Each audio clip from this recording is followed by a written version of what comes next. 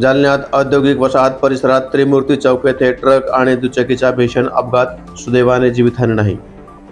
जालन्यातील औद्योगिक वसाहत परिसरामध्ये आज दिनांक 13 गुरुवार रोजी दुपारी 3 वाजेच्या सुमारास ट्रक क्रमांक UP 55T8256 ही ट्रक डिलक्स ट्रान्सपोर्टवरून MIDC मध्ये टर्न मारत असताना त्रिमूर्ती चौकामध्ये समोरून दुचाकी स्वार येऊन भिडला.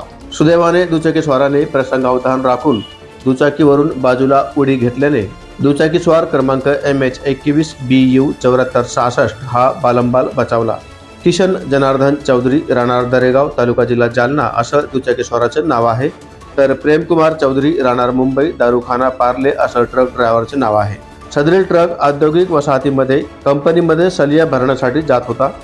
घटनेची माहिती मिळताच चंदनजिरा पोलीस ठाण्याचे पोलीस उपनिरीक्षक सचिन सानप, सय्यद अफसर यांच्यासह कर्मचाऱ्यांनी तात्काळ घटनास्थळी धाव घेतली. पोलिसांनी स्थानिक नागरिकांच्या मदतीने ट्रक खाली घुसलेली मोटरसायकल बाहेर काढली.